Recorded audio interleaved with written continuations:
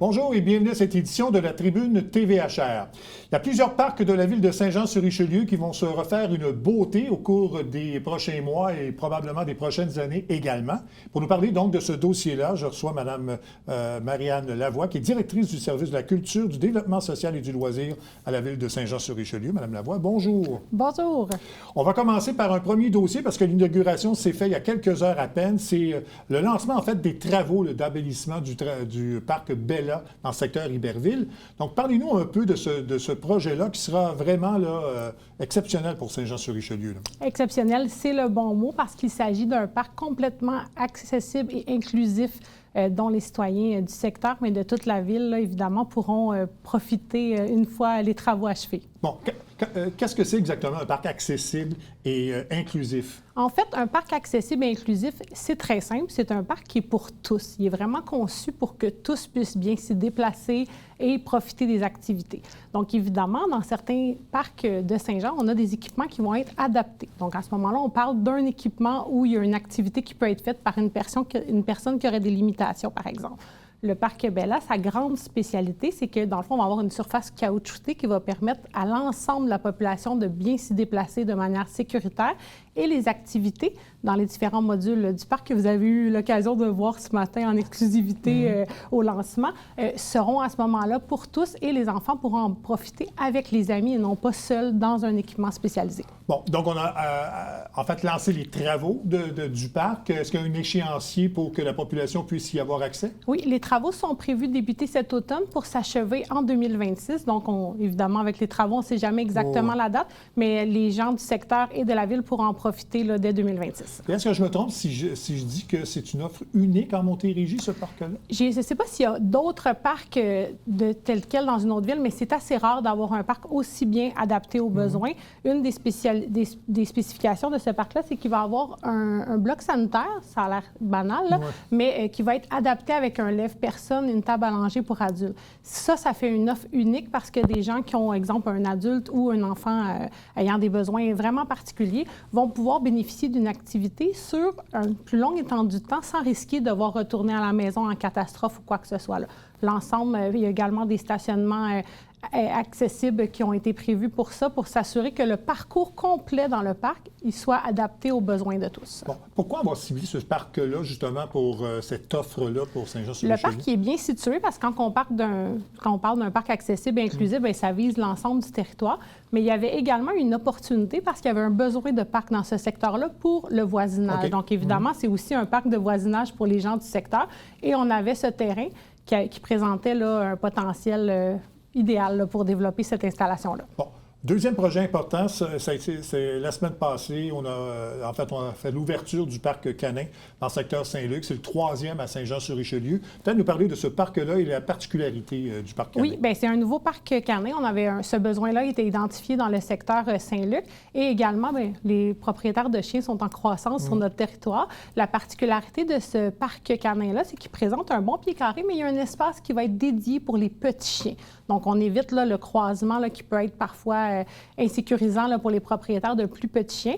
Il y a également des modules d'entraînement pour les chiens qui sont là et surtout, il va être éclairé. Donc, les gens, là, les journées raccourcissent, là, les gens vont pouvoir s'y rendre en soirée parce qu'il sera éclairé. C'est ça. Donc ça explique là, les deux zones distinctes là, pour séparer les petits animaux des grands animaux, dans le fond, c'est ça? Là? Exactement. Donc, un parc à petits chiens à l'intérieur même du parc canin. Donc, si quelqu'un va avec son chihuahua, par exemple, puis qu'il y a quelqu'un qui a un husky, bien, les deux chiens ne seront pas en croisement. Pas que c'est impossible de le faire, mais parfois, ça peut être moins adapté au niveau du jeu ou quoi que ce soit. Ouais, ça, c'est un projet qui date de plusieurs années. Là, on en parlait beaucoup de ce parc-là. C'était un besoin qui était identifié, donc il fallait attendre d'avoir l'opportunité de le développer. Mais là, on est bien content du résultat. C'est ça. Puis, est-ce qu'on doit aménager bientôt là, des trottoirs ou un réseau piétonnier là, pour... Il y a une petite phase 2 dans ce projet-là. Puis, en fait, il s'agit simplement de venir consolider le lien qui est déjà existant, mais informel, là, entre le parc canin et le parc des colibris. Il y a comme un petit sentier informel. Donc, on va venir le consolider, là, ce sentier-là, pour qu'il soit formel. Un espace piétonnier là, pour que les gens puissent s'y rendre. C'est ça. Est-ce qu'il y a une volonté d'en faire plus des parcs canins? Là? Parce que là, c'est le 3e. Est-ce qu'il y a d'autres projets sur la table? Pour le moment, ça répond à la demande. Ça ne veut pas dire qu'il n'y en aura pas dans le futur, mais vous savez, les besoins sont importants. Donc, pour le moment, il n'y a pas d'autre parc qui est prévu là, dans notre exercice. On va regarder maintenant l'ensemble des parcs de Saint-Jean parce que, on a parlé de ces 2 projets-là, mais évidemment, il y a d'autres parcs qui sont touchés par des travaux d'embellissement, de réaménagement. Il y a des terrains de baseball aussi qui seront touchés, mais il y a 3 parcs principaux là, qui sont touchés par des travaux là, actuellement à Saint-Jean. Là. Exactement. Cet automne, en fait, on va faire des travaux dans 3 parcs. Le parc Georges Tremblay, le parc Eugène-Ouimet et le parc des Préverts. En fait, il s'agit là, vraiment, à chaque fois qu'on va aller faire un maintien d'actifs dans un parc, on s'assure de regarder l'ensemble du parc puis d'aller voir qu'est-ce qu'on peut améliorer. Donc, dans les 3 parcs, l'expérience est améliorée. Au niveau du parc Eugène-Ouimet, on est vraiment allé au niveau sentier. Évidemment, l'aire de jeu là, qui est à être vue. Au niveau du parc Georges Tremblay, il y a aussi du verdissement qui est prévu. Toujours les modules, les parcs quand même pour nos enfants, c'est très important comme activité. Puis au niveau des Préverts, en fait, c'était que le module était arrivé à sa fin de vie, donc il a été retiré et remplacé là, par un qui répond aux besoins actuels. Bon, et je parlais aussi qu'il y avait 2 terrains de baseball là, qui seront également rénovés, là, où on va revaloriser, en fait, ces terrains-là. Là. C'est le complexe sportif Claude Raymond puis le parc Beaulieu, je pense. Hein? Oui, exactement. Pour les 2 terrains, en fait, ce qu'on va venir faire, c'est refaire la surface de joute, donc le drainage, la poussière, le schiste pour ceux qui sont habitués à jouer au baseball. On va également faire la réfection des arrêts-balles qui étaient dans les 2 cas là, des travaux qui étaient requis. Quelques autres éléments, mais évidemment, on tente toujours de faire ce qui est à être fait, puis s'assurer que nos citoyens là, et nos joueurs de baseball, qui sont très nombreux à Saint-Jean, puissent profiter des installations là, sécuritaires, là, parce qu'on sait que quand le terrain va se compacter, bien, ça devient dangereux là, d'y jouer. Là, on arrivait à faire de l'entretien là, pour ces deux terrains-là. Donc ça, c'est les travaux prévus pour 2025 pour les parcs. Évidemment, il y en aura d'autres probablement dans les autres années. Est-ce qu'on sait déjà là, les plans pour ces parcs-là? En fait, ce qu'on fait, nous, on a un plan. Là, on a plus de 100 parcs sur notre territoire, donc on ne peut pas y aller au hasard. Donc, il y a des inspections qui sont faites au niveau de nos équipes pour s'assurer que les parcs répondent toujours aux besoins et qu'ils sont sécuritaires. Puis, on inscrit au PQI à chaque année là, les parcs qui sont à être faits.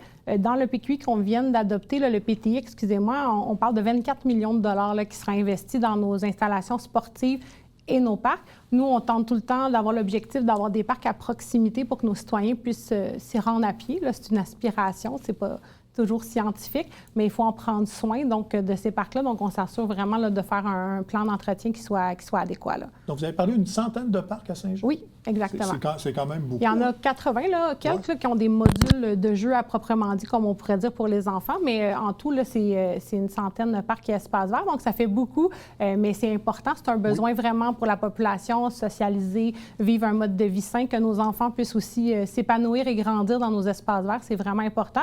En toute sécurité, d'où les travaux toujours, mais en même temps, on tente d'ajouter en accessibilité, on ajoute toujours des éléments pour augmenter l'expérience quand on fait des travaux de maintien d'actifs dans nos parcs. En tout cas, les parcs, c'est important pour les quartiers. C'est souvent une des raisons pourquoi une famille ou des gens vont s'installer dans un secteur. Donc, évidemment, c'est important de... Oui, puis dans notre planification stratégique municipale, ça fait partie des orientations, évidemment, là, d'enrichir l'expérience de nos Joannais. Donc, évidemment, là, les parcs sont à prendre soin puis sont importants pour nos Joannais. Bien, merci beaucoup, Mme Lavoie, de nous faire le point sur ces travaux-là. Et puis, on va suivre ça de près. Puis, ça me fait plaisir. Bonne journée. Merci, bonne journée. On revient tout de suite après la pause.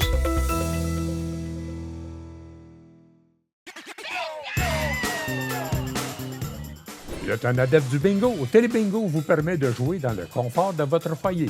4 500 $ en prix à gagner. Et pour ce faire, vous devez vous procurer un livret comme celui-ci au coût de 9,50 $ chez un de nos détaillants, dont la liste apparaît sur notre site internet tvhr9.com. Donc, c'est un rendez-vous dimanche matin 9h30. Télébingo.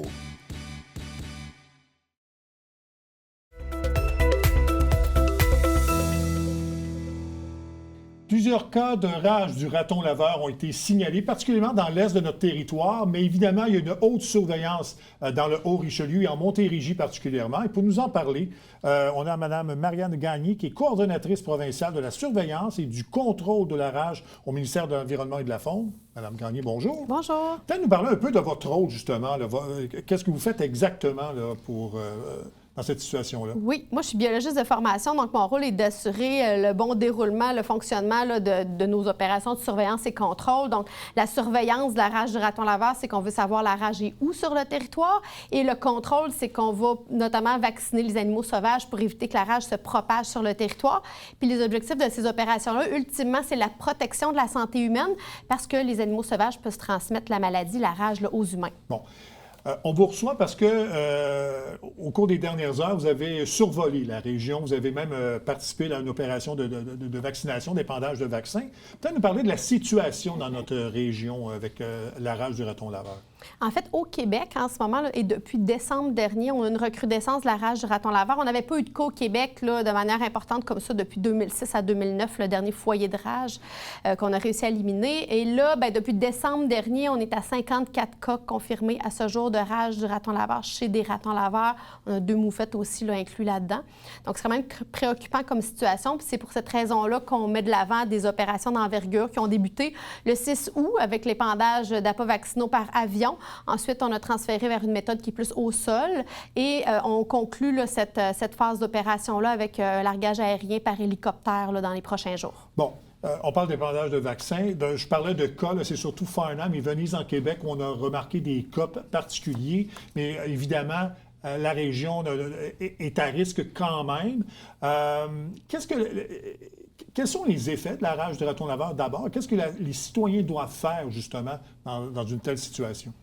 La rage du raton laveur, c'est préoccupant parce que c'est une maladie qui est mortelle dans 100 des cas quand les symptômes apparaissent, que ce soit chez l'animal ou chez même l'humain. Tout mammifère peut contracter la rage.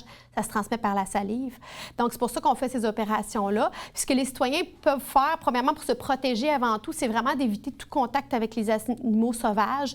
On ne nourrit pas les animaux sauvages pour qu'ils s'approchent de nos habitations. On évite aussi, s'il a l'air mal pris, mal en point, orphelin, il ne faut pas non plus le prendre, surtout pas le déplacer. Ouais. C'est interdit en ce moment par risque de déplacer la rage. Puis, ultimement, bien, la meilleure façon de nous aider à contrôler la rage, c'est de nous signaler les ratons laveurs, les moufettes, les renards qui sont mal en point, malades, désorientés, anormalement agressifs ou même retrouvés morts.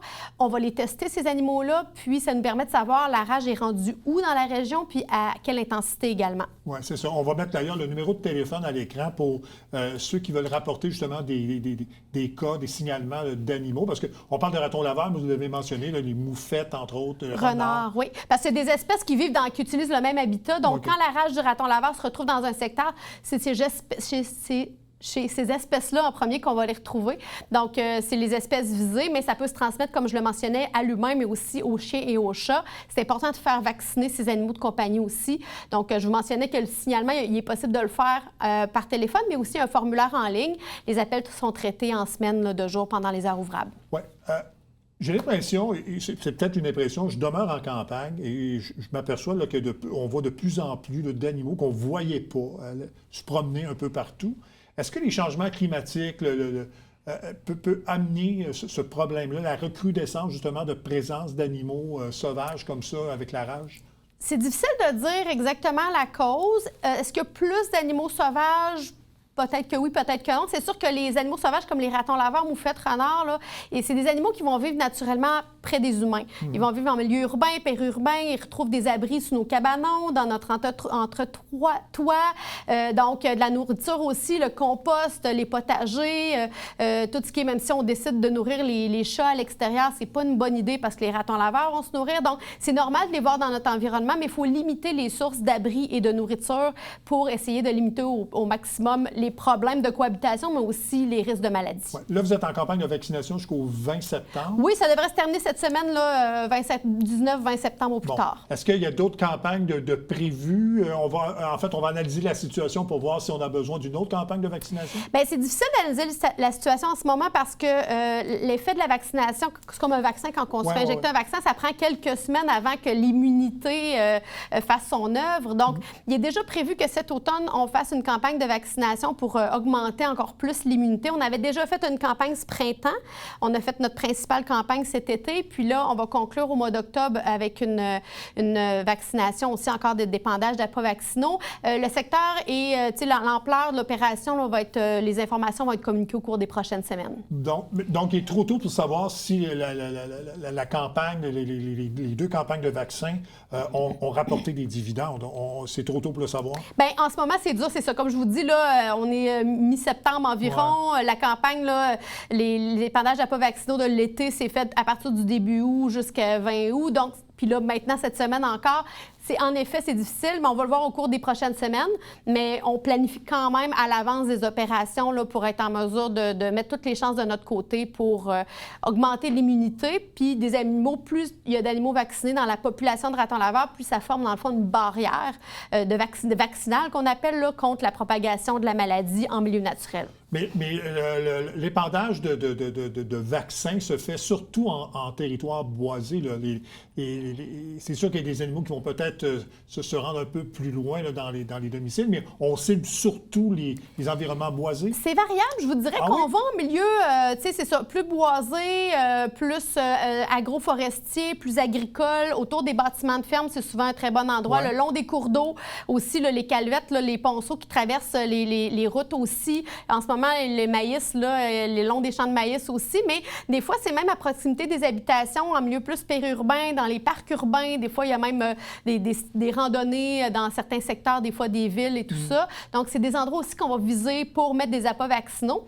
Ces appâts vaccinaux-là, bien, c'est pas dangereux. Il n'y a pas de danger d'attraper la rage. Si notre chien, notre chat en consomme un, on les met pas à des endroits pour faire exprès que les animaux domestiques les consomment. Mais si par mégarde, là, il arrive un contact, il n'y a pas de risque de contracter la maladie. Mais on ne peut pas non plus assumer que notre animal est vacciné parce que ça n'a pas été développé pour ces espèces-là. Bon, justement, parlons des symptômes. Là. Vous n'êtes pas médecin, moi non plus, mais il y a sûrement des signes. Si quelqu'un pense avoir attrapé la rage du raton laveur, est-ce qu'il y a des signes, les symptômes de cette maladie-là? En fait, la rage, c'est ça. J'aime mieux pas trop m'avancer au niveau de l'humain parce que c'est qu'une panoplie de signes et tout ça. Chez les animaux, par contre, c'est souvent quand un animal pourrait avoir la rage, ça va être davantage un animal anormalement agressif, il peut même attaquer des objets. Ça peut être un animal tout simplement amorphe ou qui a l'air un peu mêlé, perdu. Là. C'est ce qu'on voit en ce moment, les cas d'animaux qu'on retrouve vivants. C'est des animaux qui ont l'air vraiment mêlés, désorientés. Donc, il y a différents signes. Comme je vous disais, chez l'humain, il ne faut pas attendre de se dire « Ah, je file pas, peut-être que, tu sais, j'ai peut-être la rage. » C'est une maladie à ce moment-là, c'est une fin de non-retour. Là. C'est mortel dans 100 des cas quand les symptômes apparaissent. Donc, ce qui est très important en guise de prévention pour la maladie chez l'humain, c'est aussi si jamais on a un contact ou un doute de contact, c'est-à-dire morsure, griffure, léchure avec un animal sauvage ou même un animal domestique inconnu, un chat errant, c'est de laver le site du contact avec de l'eau et du savon pendant 10 à 15 minutes et de contacter rapidement Info Santé. Il y a une évaluation qui va être faite. Puis, selon le risque, l'évaluation va être faite, puis pourrait mener à l'administration d'une vaccination là, post-exposition qu'on appelle dans le jargon, qui est composé de vaccins, mais aussi même d'immunoglobulines, qui sont des anticorps prêts à combattre le virus. Donc, ça, c'est très, très, très important, là, avant même, tu sais, outre de dire c'est quoi les signes de la maladie chez l'humain, ce qu'il faut retenir, c'est vraiment les moyens préventifs de base. C'est une très bonne réponse et ça va nous guider aussi pour la suite des choses. Donc, c'est la plus importante campagne, je pense, en 15 ans, on peut le dire, parce que c'était en 2006-2009 qu'on a connu un épisode comme ça. Donc, on va suivre les événements de toute façon, parce que là, c'est la campagne donc, se termine en fin de semaine, et après ça, on va analyser la situation, voir si on a besoin d'étendre cette campagne-là pour une troisième fois. Là. On va assurément faire quelque chose cet automne. Okay. La superficie, le secteur à couvrir, ça va être déterminé là, au cours des prochains jours et les annonces vont se faire dans les prochaines semaines. C'est possible que ça se fasse dans le secteur ici, mais il y a aussi en ce moment un secteur là, qui est plus dans l'Estrie, mais qui dans le secteur de Stansted, un autre possible, là, il y a une introduction qui est en train de se produire, qui est comme à part du foyer actuel, qui est plus rentré dans le secteur de Saint-Armand, le long de la baie Missisquoi. Là, c'est dans un autre secteur, là, le secteur du lac Memphremagog. Donc notre attention est portée sur ce qui va se passer dans ce coin-là au cours des prochaines semaines pour limiter les chances qu'un deuxième foyer de rage se développe au Québec. Mme Gagné, merci beaucoup de votre visite. Merci à vous, ça me fait plaisir. On va suivre la situation, bien sûr, au cours des prochaines semaines. Merci beaucoup. On revient après la pause.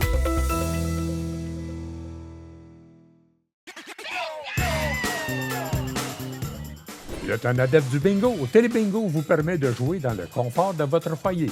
4 500 $ en prix à gagner. Et pour ce faire, vous devez vous procurer un livret comme celui-ci au coût de 9,50 $ chez l'un de nos détaillants, dont la liste apparaît sur notre site Internet tvhr9.com. Donc, c'est un rendez-vous dimanche matin 9h30, Télébingo. Bonjour, je m'appelle Jeanne. Je porte une jambe artificielle tous les jours pour marcher et courir. L'Association des amputés de guerre me donne les prothèses dont j'ai besoin pour faire du basketball, du soccer et de la randonnée en famille. Je peux faire tout ce que j'aime grâce à votre générosité. Quand vous donnez aux amputés de guerre, vous aidez les enfants comme moi. Merci!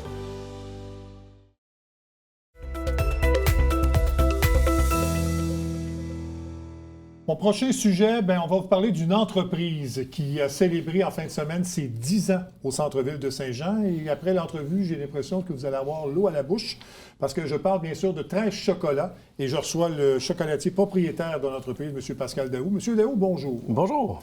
Vous avez fait donc un événement samedi pour souligner ces 10 ans. Avant de parler de ça, j'aimerais qu'on parle un peu de l'histoire de l'entreprise parce qu'il y a 10 ans, vous vous êtes installé au centre-ville. À ce moment-là, c'était pas évident pour les entreprises de s'installer au centre-ville. Quel a été votre raisonnement derrière ça? Et avec le succès que vous avez, vous n'avez pas regretté une seconde, mais le raisonnement derrière le 13 chocolats. Bien, on a aménagé le 22 novembre 2014 au Hall de Saint-Jean. Je savais qu'il fallait avoir une place que le monde ralentissait, en voulant dire qu'il était à pied. Parce qu'on savait que j'avais des doutes que, justement, en mettant sur une rue très passante, le monde va juste passer puis dire « Ah, à un moment donné, je vais arrêter, je vais y aller. » Mais des fois, ça peut prendre 6 mois avant qu'ils décident d'arrêter. C'est-à-dire, je savais qu'il fallait une place que le monde était un peu plus au ralenti et qu'il ait le temps de voir la boutique. Et donc, c'est pour ça que j'ai décidé d'aller dans les halls. J'aimais bien comment c'était et tout.